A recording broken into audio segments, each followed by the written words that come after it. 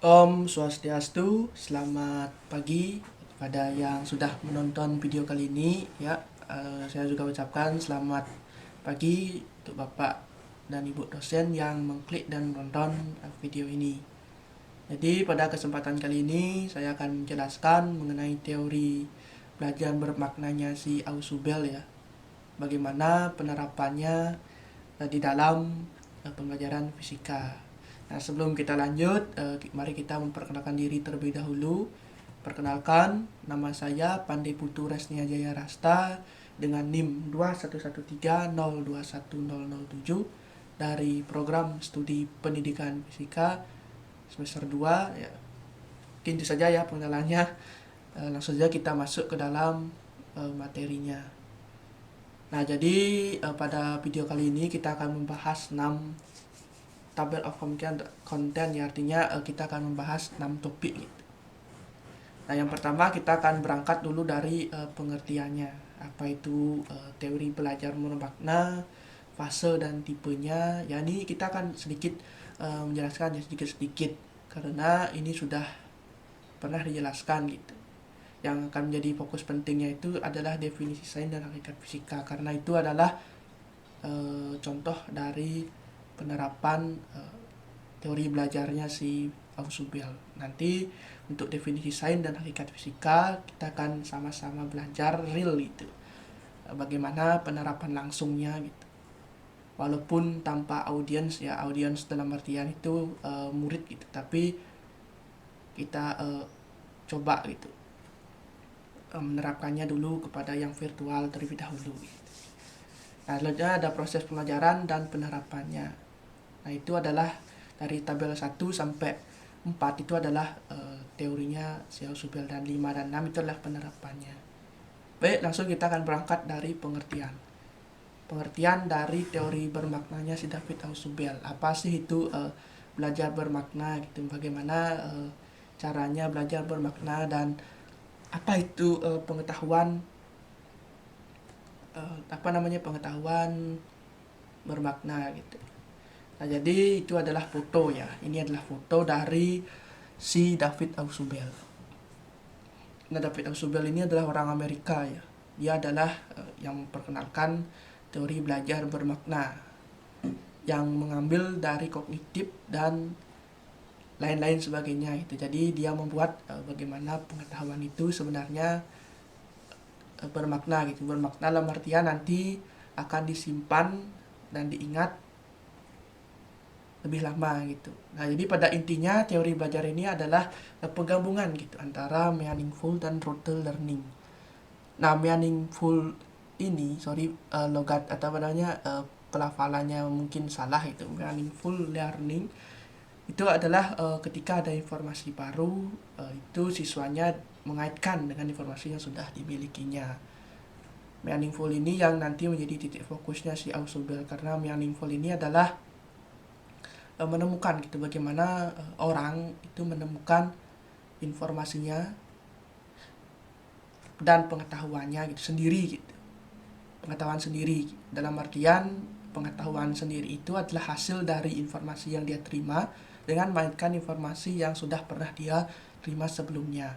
Nah, sedangkan rote learning ini adalah ketika informasi baru itu tidak dikaitkan mungkin gitu karena si siswanya atau orangnya tersebut belum pernah mendengarnya, sehingga informasi yang mereka terima itu tidak dikaitkan karena belum punya pengaitnya gitu.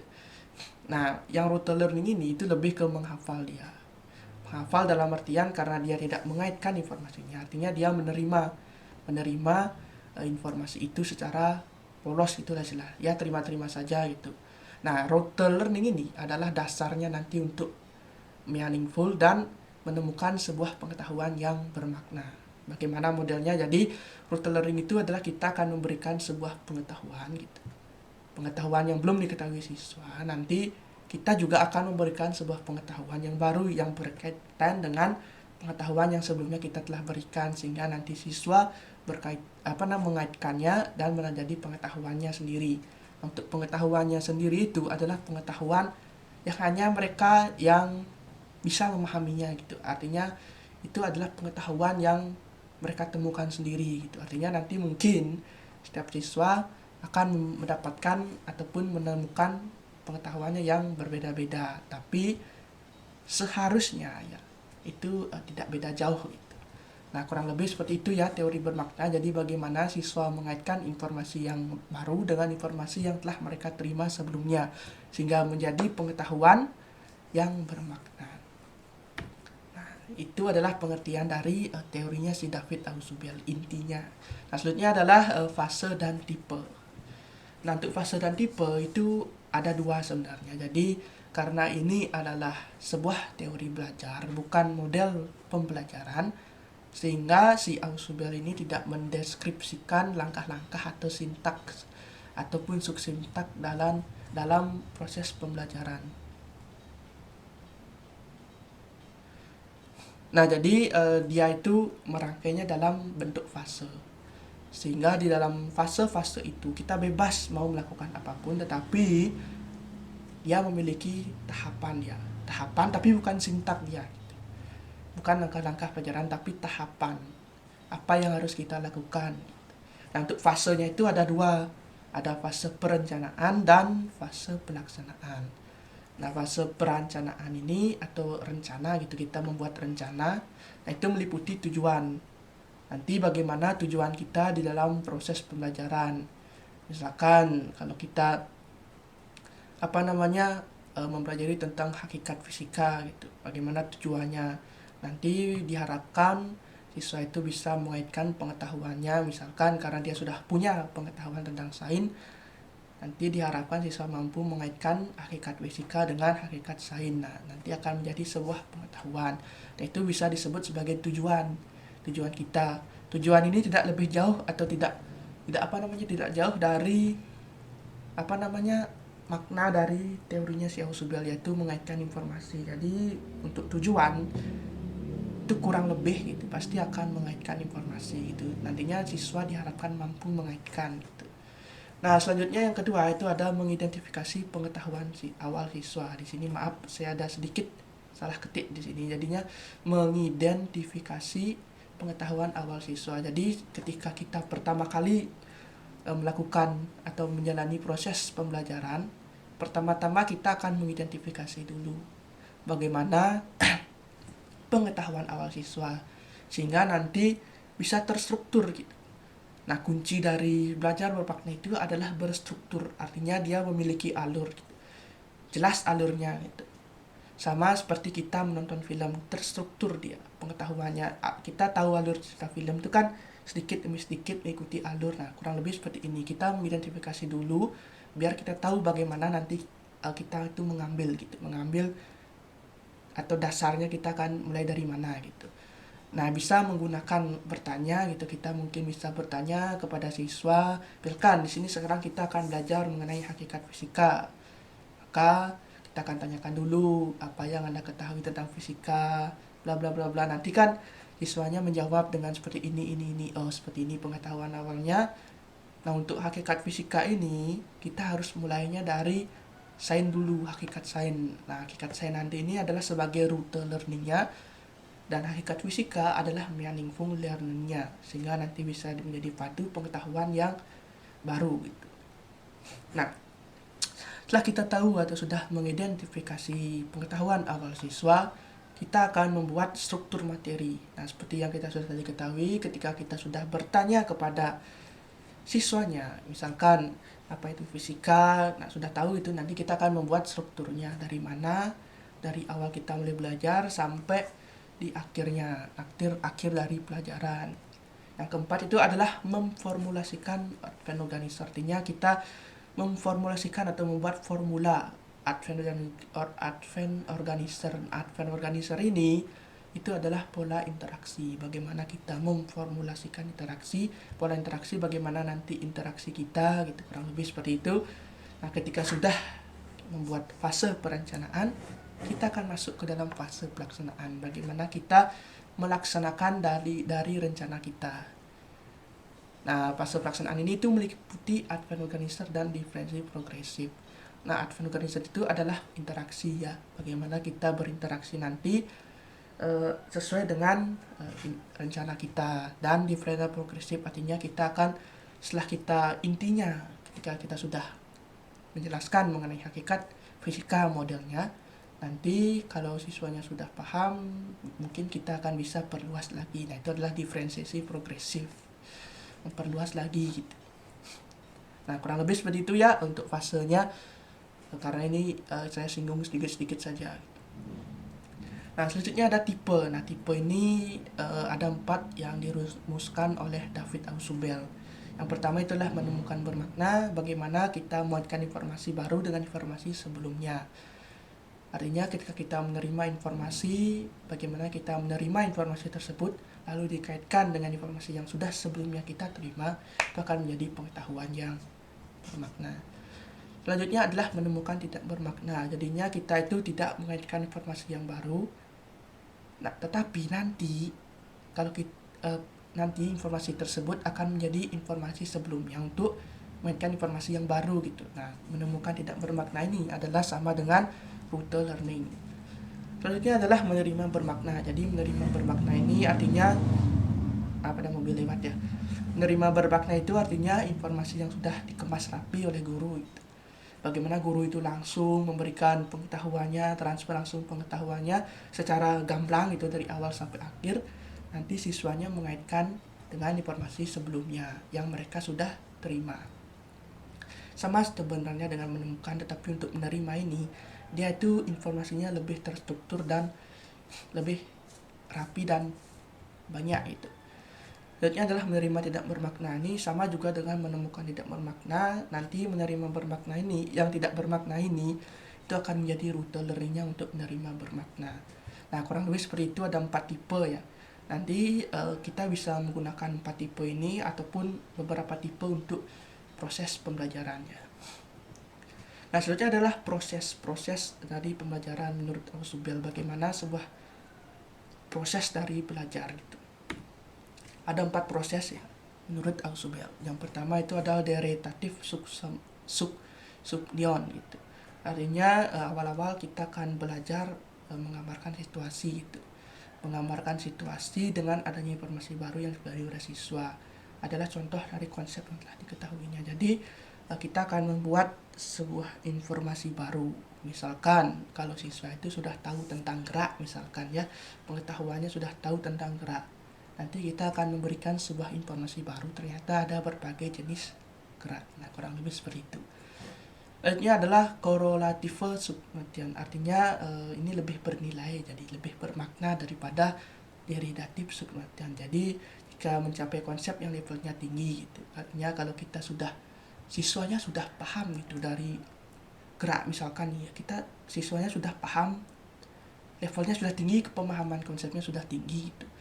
Nanti kita akan berikan dia lagi sebuah informasi, misalkan dia sudah tahu gerak sebenarnya, jenis-jenis gerak dia sudah tahu, tapi kita beritahukan informasi bahwa gerak itu adalah contoh dari adanya gaya gitu. Sehingga dari informasi yang baru itu, oh ternyata gerak-gerak yang saya sudah pelajari itu adalah contoh dari adanya gaya gitu. Kita tahu kan gaya itu adalah yang menggerakkan. Kalau tidak ada gaya ya tidak akan ada gerak. Nah, seperti itu. Maksudnya ada super dominante learning. Artinya pada proses ini siswa itu telah banyak itu. Contoh-contoh konsepnya sudah banyak, tetapi dia belum mengetahui konsep lainnya sebelum dia terang oleh guru. Artinya dia sudah tahu konsep-konsepnya gitu. Misalkan dia sudah tahu konsep gerak, yang membuat gerak itu adalah si gaya. Nah, ternyata dari gaya-gaya dan gerak-gerak tersebut itu ada hukumnya. Nah, hukumnya itu adalah hukum Newton, seperti itu. Nah, kurang lebih seperti itu ya.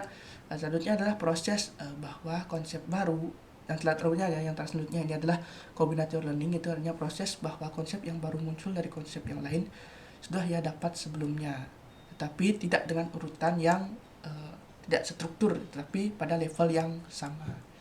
Artinya siswa dapat belajar dengan analogi. Contoh, misalkan dia sudah tahu gerak, dia sudah tahu gaya, dia sudah tahu hukum Newton. Nah, ternyata itu ketika dia akan mendapatkan sebuah informasi mengenai relativitas. Relativitas itu artinya relatif, itu gerak bendanya relatif. Nah, efek dari relativitas itu kan kita tahu ada massa gitu, massa relativitas, artinya kalau massanya itu benda bermassa berkecepatan cahaya itu melaju bergerak dengan kecepatan cahaya, massanya bertambah. Nah, siswa kan belum tahu itu sebelumnya. Nah, untuk memperjelasannya lagi kita bisa menggunakan analogi. Analoginya seperti ini. Ketika kita membawa kita membawa galon berisi air, lalu bergerak dan berlari dengan kecepatan tidak mendekati cahaya ya, tidak mungkin mendekati cahaya, bergerak, maka kita akan merasa, oh ternyata ketika kita berlari kok galonnya terasa berat. Nah, itu adalah contoh dari massa relativitas untuk membuat atau membangun pengetahuan dia, oh ternyata seperti ini massa relativitas. Nah, kurang lebih seperti itu untuk combinatorial learning. Jadi itu adalah 4 proses belajar. Artinya bertahap dia, mulai dari dasar sampai diperluas. Atau juga boleh dari luas kita perkecil gitu. Atau semakin terkhusus. Nah, kurang lebih seperti itu proses belajar menurut si Ausubel. Nah, bagaimana penerapannya di dalam proses pembelajaran? Nah, untuk menerapkan teori belajar Ausubel untuk penerapan, artinya kita akan menggunakan fase-fasenya. Kita tahu untuk fase itu kan ada 2 tadi. Nah, dari fase-fase tersebut kita akan terapkan sebuah model pembelajaran atau proses pembelajaran dari 2 fase itu. Nah, untuk contoh kali ini itu adalah penerapan fase-fase pada topik hakikat fisika. Yang pertama itu adalah fase perencanaan. Nanti kita akan membuat tujuan, membuat struktur, mengidentifikasi pengetahuan awal siswa, memformulasikan advanced organizer. Nah, untuk tujuan gitu saya akan membuat siswa itu mampu nanti mengaitkan pengetahuan tentang hakikat fisika dengan pengetahuan sebelumnya mengenai hakikat sains. Nanti akan ada ekuilibrasi penggabungan antara meaningful dengan rote learning akan menjadi pengetahuan yang bermakna. Selanjutnya adalah mengidentifikasi pengetahuan siswa. Nanti saya akan bertanya kepada siswa bagaimana pemahaman awal dari hakikat fisikanya dia memiliki, bagaimana dia mendefinisikan fisika, bagaimana dia mengkarakteristikkan hakikatnya, modelnya, contohnya, bagaimana dia menjelaskannya. Nanti itu kan saya tanyakan. Dari sana kan saya nanti tahu, oh ternyata siswa baru sampai segini. Tapi tetap saya akan berangkat dari hakikat sains itu sebagai rute learningnya untuk meaningful. Oke. Selanjutnya adalah membuat struktur materi. Jadi saya akan membuat struktur materi dari apa yang sudah saya ketahui dari dasar siswa. Jadi struktur materinya kita akan berangkat dari definisi sains, mengenalkan sedikit istilah-istilahnya, kelemahannya sains gitu, kekurangannya. Nanti kita baru akan masuk ke hakikat fisika, mulai dari definisi fisika, hakikatnya, karakteristiknya, metodenya gitu, dan lain sebagainya, sehingga nanti akan menjadi penggabungan sebuah pengetahuan yang bermakna. Lalu untuk interaksinya seperti biasa sebagai guru gitu, bagaimana kita berinteraksikan, kita akan menjelaskan seperti biasa. Bertanya-tanya itu adalah sudah interaksi. Nah, selanjutnya kita akan masuk ke dalam fase perencanaan. Untuk fase perencanaan nanti itu saya akan pertama melakukan advanced organizer, artinya melakukan interaksi dulu dengan siswanya. Ketika siswa sudah panas dia, artinya sudah mulai ada ketertarikan gitu lah bisa dikatakan, baru nanti kita akan memberikan sebuah pengetahuan rute learning dulu, yaitu definisi sains baru ke meaningful, artinya bermaknanya hakikat fisika ya. Kurang lebih seperti itu adalah teori dari David Ausubel dan penerapannya. Nanti saya akan kasih contoh bagaimana penerapan realnya di video berikut.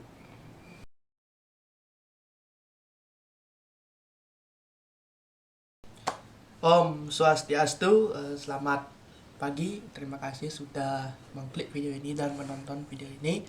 Saya juga ucapkan selamat pagi untuk Bapak dan Ibu dosen yang mengklik dan menonton video ini. Jadi saya sarankan ya, sebelum menonton video ini harus menonton video sebelumnya dulu ya, biar nyambung gitu. Nah, baik, jadi pada kesempatan kali ini kita akan belajar mengenai hakikat fisika ya. Jadi hakikat fisika ini artinya kita akan belajar mengenai apa itu fisika, gitu. Karakteristiknya, mengapa kita belajarnya, gitu. Nah, tapi sebelum itu, sebelum kita belajar mengenai hakikat fisika, kita harus tahu dulu hakikat sains. Apa sih itu sains, gitu. Nah, ini adalah biodata saya ya. Jadi bisa dicermati dan di gini ya.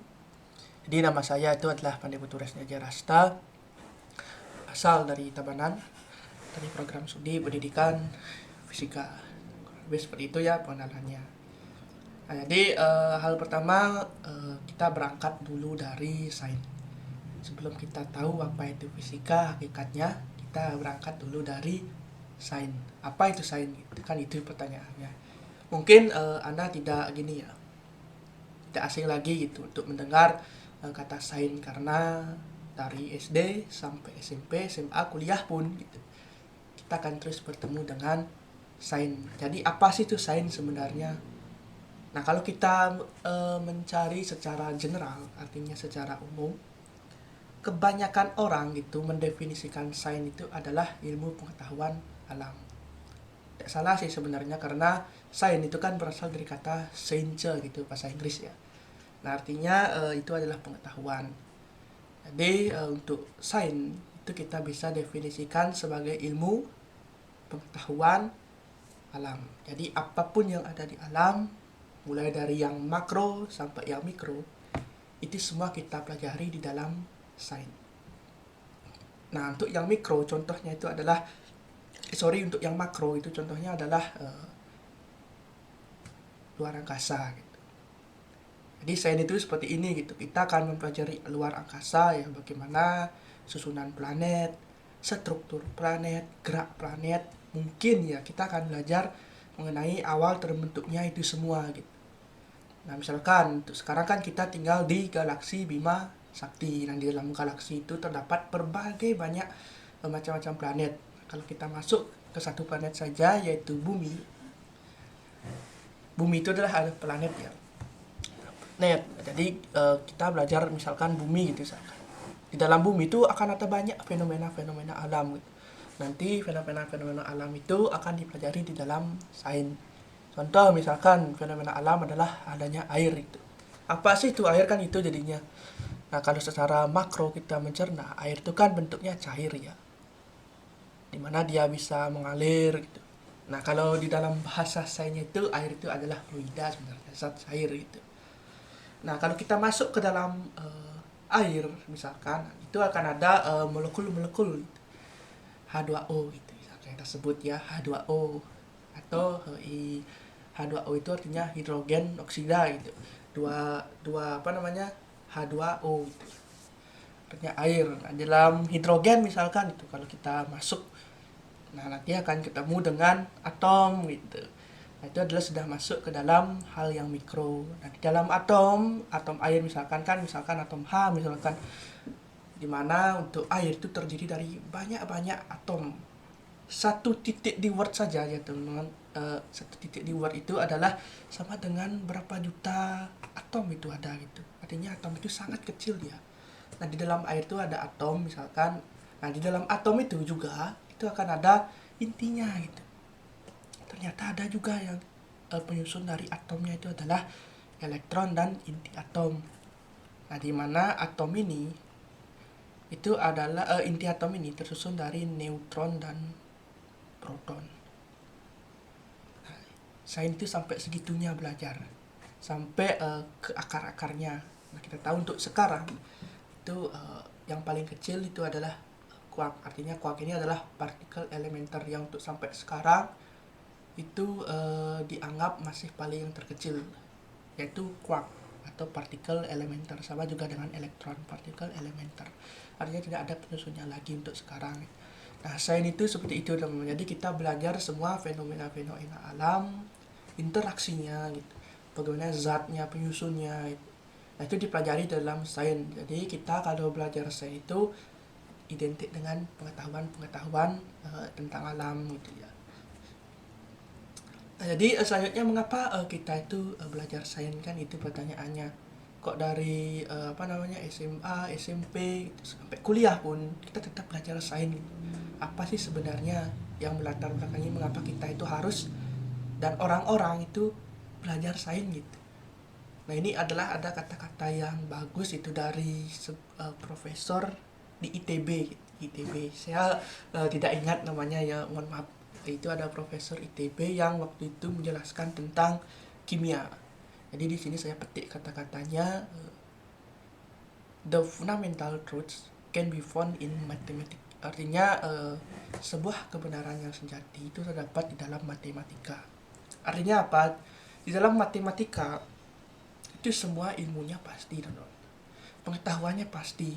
Contoh, 1+1 pasti 2. Pasti itu tidak bisa diatur-atur apa, itu adalah pasti. Dan itu benar gitu. Makanya orang menyebut the fundamental truths can be found in mathematics. Artinya kebenaran yang sejati itu terdapat di dalam matematika. Nah, pengaplikasian matematika yang pertama itu adalah fisika. Artinya apa? Kalau kita belajar fisika itu sebenarnya kita mengaplikasikan matematika. Tetapi dalam fisika itu ditambah dengan gerak-gerak gitu. Nanti matematika itu akan digunakan sebagai alatnya saja untuk menjawab fenomena-fenomena fisika. Nah, untuk fisika sendiri, ya kita belajar fisika itu adalah kita itu sebenarnya sedang belajar tentang materi itu, materi yang bergerak, artinya benda yang bermassa yang bergerak itu, bagaimana geraknya. Mungkin bisa kita amati ya fenomena-fenomena alam gitu, misalkan benda itu jatuh, nah itu dipelajari di fisika. Nah, untuk matematika itulah pengaplikasiannya untuk fisika.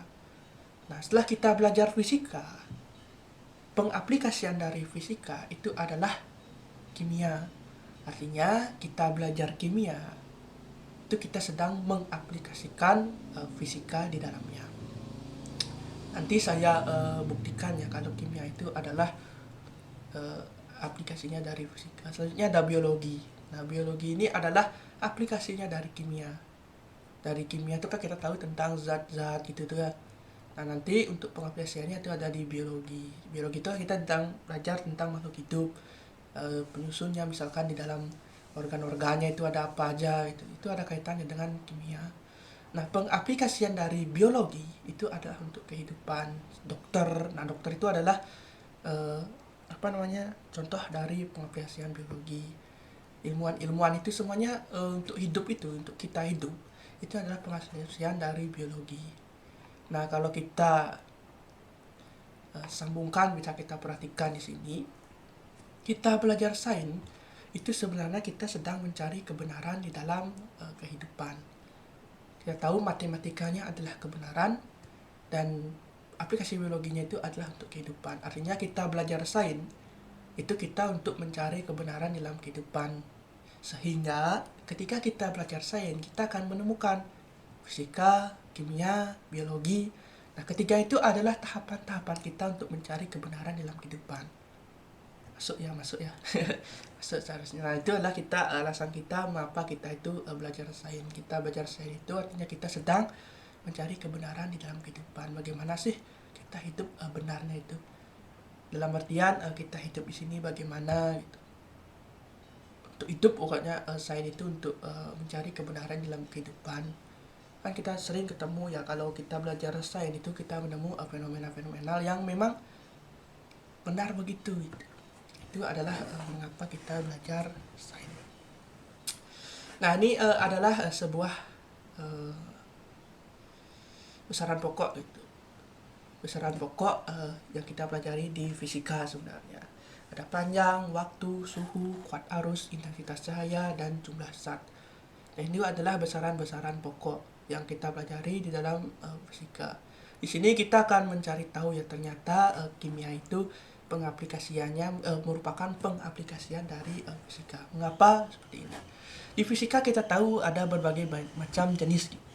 Ada mekanika, termodinamika, elektromagnetik, dan optik.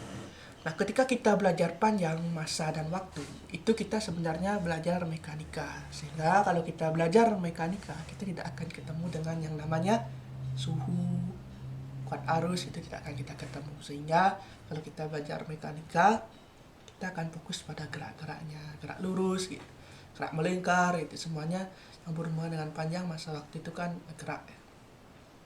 Nah, kalau 3 besaran tadi itu ditambahkan dengan suhu, itu kita akan belajar tentang termodinamika. Sehingga kalau kita belajar termodinamika, kita akan belajar mengenai suhu. Selanjutnya ada elektromagnetik yang ditandai dengan adanya besaran arus listrik, dan optik yang diidentikan dengan intensitas cahaya. Nah, ternyata pengaplikasian dari semuanya itu ada di kimia.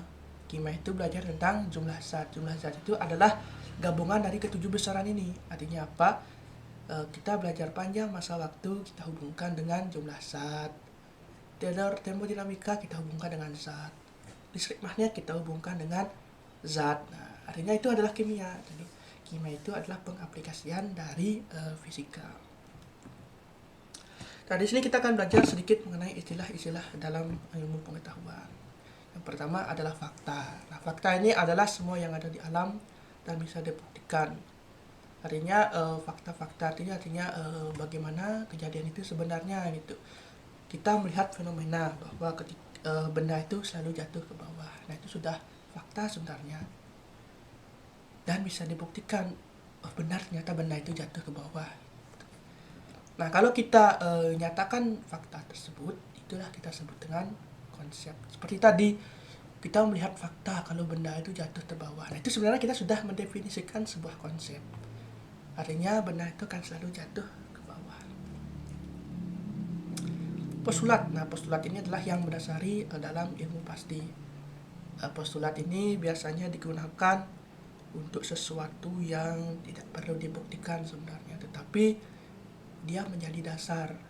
Pernah dengar ya postulat Planck, postulatnya si Albert Einstein. Nah, postulat itu sebenarnya tidak perlu dibuktikan, tapi dia yang menjadi dasar gitu. Tapi tidak bisa dibuktikan, tidak perlu dibuktikan sebenarnya. Contohnya itu juga Tuhan gitu. Tuhan itu sebenarnya adalah postulat yang dibuat oleh manusia, yang menjadi dasar sebenarnya Tuhan, tetapi tidak perlu sebenarnya dibuktikan apakah Tuhan itu ada, itu tidak perlu, tapi tetap dia menjadi yang mendasari. Nah, itu adalah postulat. Selanjutnya asumsi. Asumsi ini adalah anggapan. Kita beranggapan mirip dengan hipotesis sebenarnya. Nah, tapi anggapan ini adalah, kalau hipotesis itu adalah anggapan yang dinyatakan. Misalkan kita punya anggapan, misalkan anggapan apa, misalkan itu kita memiliki anggapan kalau nanti benda itu akan selalu jatuh ke bawah. Itu anggapan kita ya. Tapi kalau kita setelah menyatakannya itu, kalau benda itu selalu jatuh ke bawah, itu sudah termasuk hipotesis kita. Nah, ketika hipotesis itu dibuktikan, maka itu adalah kembali lagi adalah fakta gitu. Nah, gini dia siklus dia. Nah, selanjutnya ada hukum dan teori. Apa bedanya hukum dan teori gitu. Nah, hukum itu menjelaskan bagaimana. Contohnya sih kan dalam Newton. Nah, Newton menjelaskan bagaimana benda itu bisa jatuh ke bawah. Ternyata ada interaksi tarik-menarik antar benda yang bermassa. Sedangkan teori itu menjelaskan mengapa. Nah, Einstein ini menjelaskan mengapa benda itu bisa jatuh. Nah, itu karena ada lengkungan waktu, ruang dan waktu seperti gambar itu. Nah, itu bisa membedakan ya, kalau hukum itu sebenarnya bisa direvisi, bisa salah. Tetapi hukum intinya itu adalah menjelaskan bagaimana di dalam sains ya, bukan di dalam bukan sains gitu. Di dalam sains, hukum itu adalah menjelaskan bagaimana. Misalkan hukum Kirchhoff, misalkan kan hukum Kirchhoff kita tahu arus yang masuk sama dengan arus yang keluar. Dia menjelaskan bagaimana kok bisa arus itu masuk itu sama dengan arus yang keluar. Ternyata dia menjelaskan ada pertemuan arus, misalkan nanti harusnya itu bergabung jadi lebih besar. Nah, dia menjelaskan bagaimana dia bisa. Nah, kalau teori itu jelas mengapa. Kok mengapa? Misalkan arus yang masuk itu bisa sama dengan arus yang keluar. Mengapa itu bisa terjadi? Beda ya, mengapa dengan bagaimana. Nah, itu adalah hukum dan teori. Terus ada ilmu dan pengetahuan. Nah, ilmu itu adalah pengetahuan yang sudah dibuktikan. Sedangkan pengetahuan adalah pengetahuan yang belum dibuktikan secara metode ilmiah, tapi itu ada yang menganggap benar. Kalau ilmu itu kan sudah pasti, misalkan untuk semua orang juga sama gitu. Misalkan benda itu jatuh ke bawah, itu sudah ilmu sebenarnya, ilmu ini. tetapi itu sudah diterima orang. Kalau pengetahuan itu contohnya adalah agama. Agama kita tidak tahu gitu apakah itu benar, kalau kita dibuktikan juga tidak bisa, tapi orang percaya, tidak diterima dengan banyak orang, tapi ada orang yang percaya, itu adalah pengetahuan. Nah, seperti itu ya definisi dari sains sedikit, apa itu sains, mengapa kita belajar sains, dan istilah-istilah sedikit yang menjadi pengantar kita nanti belajar hakikat fisika.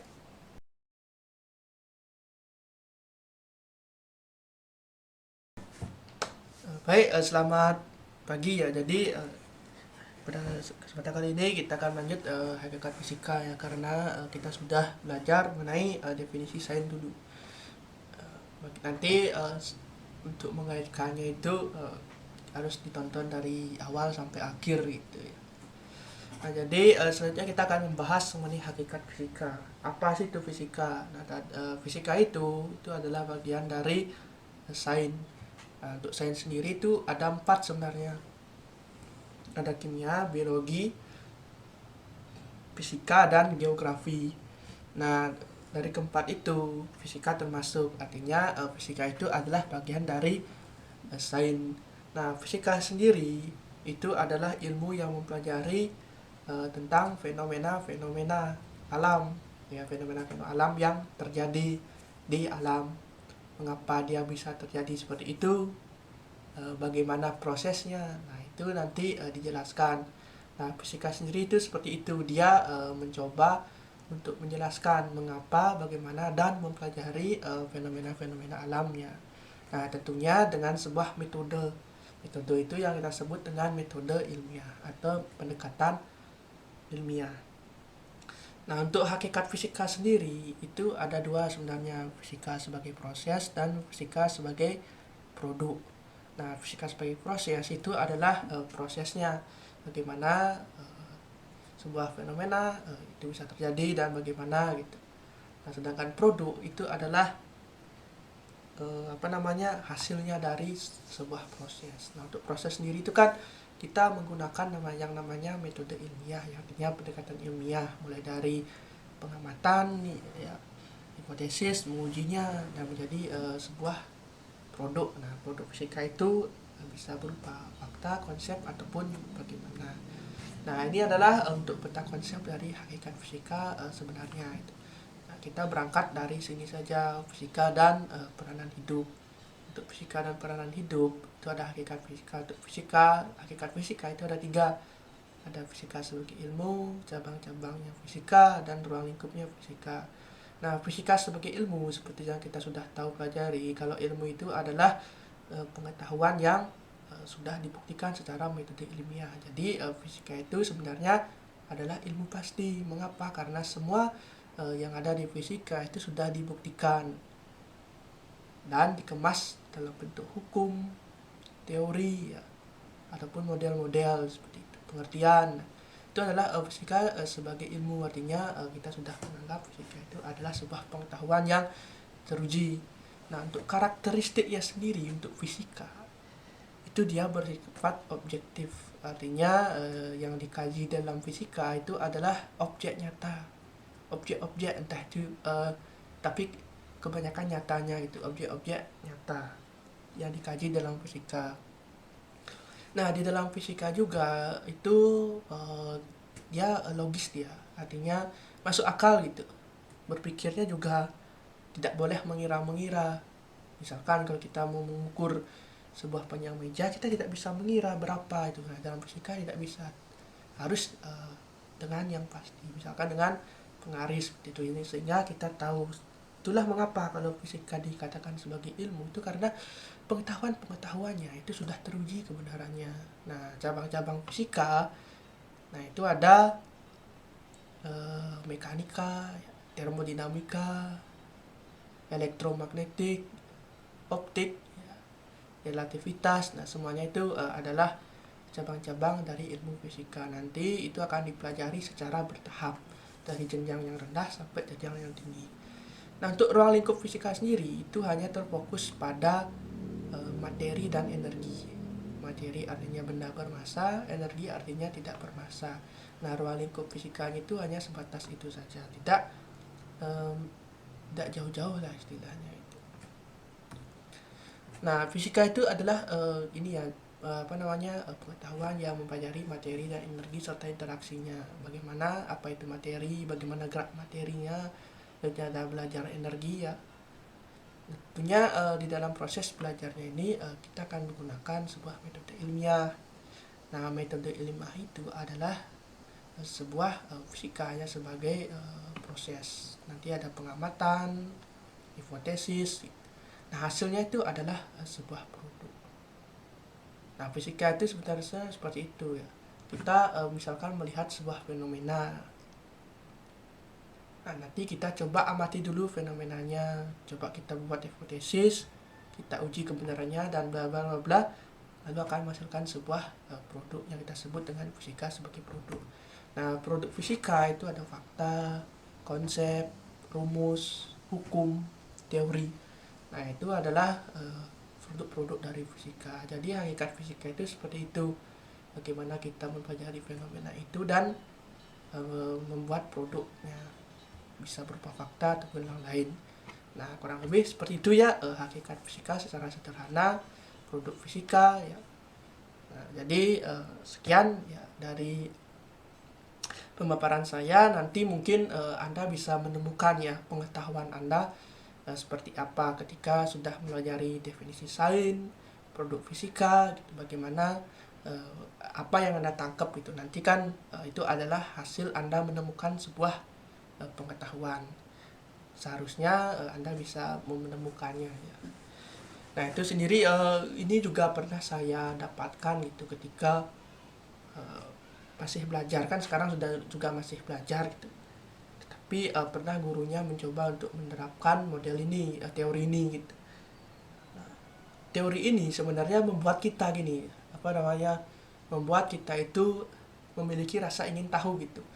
Bagaikan sebuah film, ketika kita tahu alur ceritanya, misalkan kan ceritanya berepisode-episode. Nah, kita telah tahu alurnya dan tertarik gitu. Nah, sehingga kita akan mencari gitu bagaimana episode selanjutnya dan seterusnya. Nah, model seperti ini, teori seperti ini itu adalah contohnya ya. Jadi bagaimana kita itu membuat pengetahuan kita itu terstruktur ya, tahu alurnya. Nanti mungkin ya kalau saya sendiri dengan model seperti itu kan artinya sudah bertahap terstruktur, tahu alurnya, mungkin saya akan tertarik itu untuk mempelajari bagaimana sih episode selanjutnya. Nah, seperti itu. Hingga secara tidak langsung sebenarnya teori ini mampu membuat orang itu tertarik itu terhadap sesuatu, misalkan fisika sebenarnya. Nah, seperti itu. Mungkin sekian saja ya pemaparan dari saya. Kalau ada salah konsep, miss ataupun bagaimana, saya minta maaf. Akhir kata saya ucapkan terima kasih. Om Santi Santi Om. Selamat pagi.